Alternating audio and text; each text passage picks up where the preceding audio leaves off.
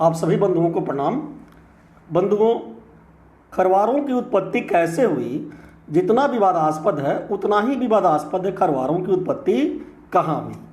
आज की इस वीडियो में, जो कि सीरीज का चौथा वीडियो है, हम इसी बात पर विचार करेंगे।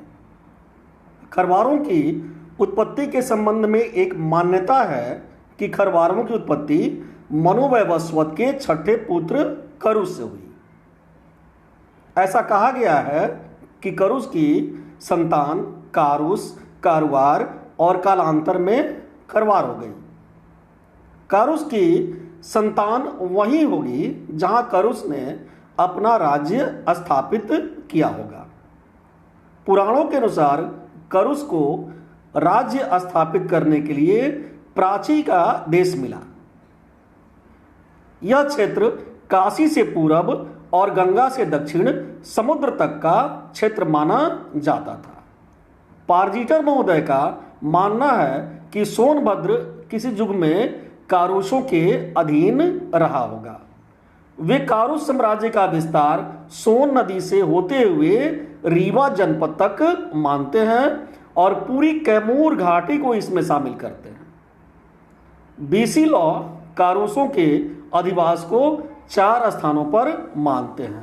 पहला रीवा, दूसरा शाहाबाद, तीसरा पुंड्रदेश, चौथा विंध्याचल परिक्षेत्र। भागवत पुराण और वायु पुराण दोनों इस बात को साबित करते हैं। मिर्जापुर गजेटियर के अनुसार पौराणिक आख्यानों के विश्लेषण से मालूम पड़ता है कि कारुषों का प्रारंभिक निवास स्थान विंध्य पर्वत पर रीवा और मिर्जापुर की पहाड़ियों में था। वायु पुराण, मत्स्य पुराण और मार्कंडेय पुराण में इन्हें विंध्य पृष्ठ निवासी कहा गया है। वहां से संभवतः उनका विस्थापन 2 भागों में हुआ।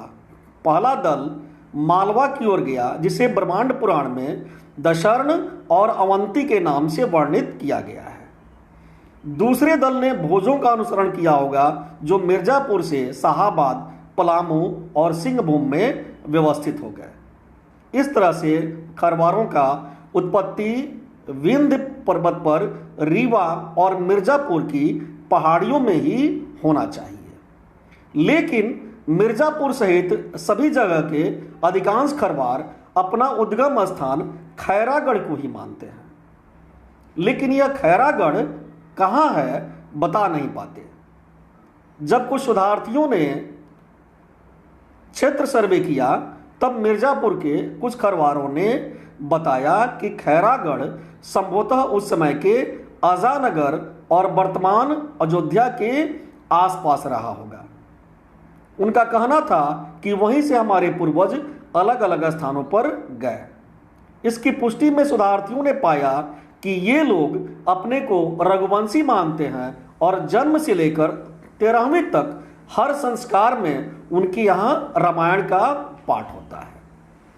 संथाल जनजाति के लोग अपनी और खरवारों की उत्पत्ति के बारे में जो कहानी सुनाते हैं, उसमें अहरी पिपरी का उल्लेख आता है।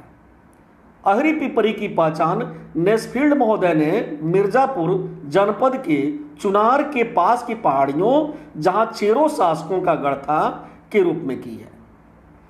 झारखंड और बिहार में खरवारों की जनसंख्या को देखते हुए कुछ विद्वान खैरागढ़ को हजारीबाग जिले में स्थित मानते हैं। कुछ लोग कैमूर की पहाड़ियों में ही खैरागढ़ का अस्तित्व साबित करना चाहते हैं। राजा हरिश्चंद्र के पुत्र रोहितासो से जो खरवारों की उत्पत्ति को मानते हैं, वे रोहतासगढ़ को ही खैरागढ़ मानते हैं। लेकिन शोधार्थियों को मिर्जापुर के अधिकांश खरवारों ने बताया कि खैरागढ़ मिर्जापुर से दक्षिण या पश्चिम में कहीं है। इस तरह के 2 खैरागढ़ मिलते हैं। पहला इलाहाबाद, जो वर्तमान में प्रयागराज हो गया है, का खैरागढ़ परगना। सेरिंग इसी को खरवारों का खैरागढ़ मानते हैं। इस संबंध में उनका तर्क है कि इस परगने में एक आदिवासी जाति रहती है जिसे बेनवान कहते हैं। बेनवान यद्यपि अन्य जातियों के साथ भी नाम जुड़ा हुआ है, फिर भी यह मुख्यतः खरवारों पर ही आरोपित होता है। शेरिंग ने उदाहरण देते हुए लिखा है कि सिंगरौली के राजा जो खरवार हैं अपने को बेनवान कहते हैं। यहाँ आसपास जो खंडहर बिखरे पड़े हैं उनसे लगता है कि यहाँ बनारस से भी बड़ा शहर रहा होगा। दूसरा खैरागढ़ छत्तीसगढ़ राज्य के राजनांदगांव जिले का एक तहसील है। इसके इतिहास में जब हम जाते हैं तो पाते हैं कि खोलवा जागीरदारी के 16वें राजा खड़गराय ने पिपरिया, मुस्का तथा आमनेर नदी के मध्य खैरागढ़ को बसाया। खोलवा की जागीरदारी मंडला के राजा को 1487 ईस्वी में पुरस्कार स्वरूप मिली थी। इसके नामकरण के बारे में कहा जाता है कि जहां आज यह कस्बा है वहां खैर का बहुत बड़ा जंगल था, जबकि कुछ लोगों का मानना है कि खड़गराय ने अपने नाम पर खैरागढ़ की स्थापना की थी। 1898 ईस्वी में इसे सामंती राज्य का दर्जा मिला जो आज़ादी तक जारी रहा। यहाँ का राजवंश अपने को नागवंशी मानता है और उद्गम छोटा नागपुर को मानते हैं। एक और खैरागढ़ आगरा जनपद का तहसील है जो आगरा से कुछ ही दूरी पर स्थित है। वहाँ जो दुर्ग है उसकी बनावट अति प्राचीन है। वहाँ गहरवार राजपूतों की आबादी अधिक है।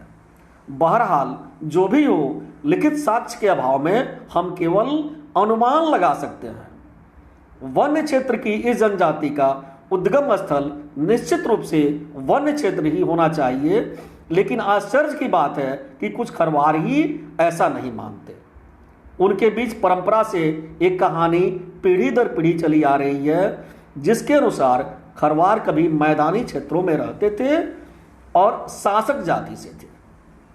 मुस्लिम काल में शासन इनसे छिन गया, मुसलमान राजा हो गए। वे लोगों की बहु बेटियों को अपने यहाँ बुलाने लगे।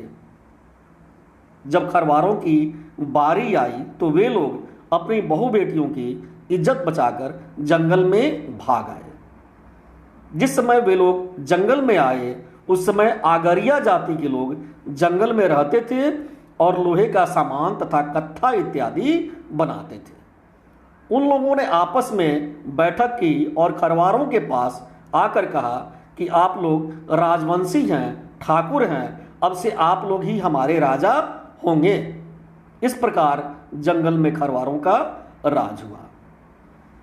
सोनभद्र और मिर्जापुर के कुछ खरवार रीवा से अपना संबंध जोड़ते हैं। उनका कहना है कि उनका आप्रवासन रीवा और सिंगरौली से हुआ है। आज बस इतना ही।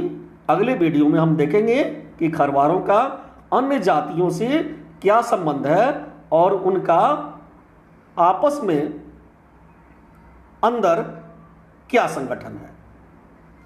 तो आज के लिए नमस्कार। अगले वीडियो में फिर मिलेंगे।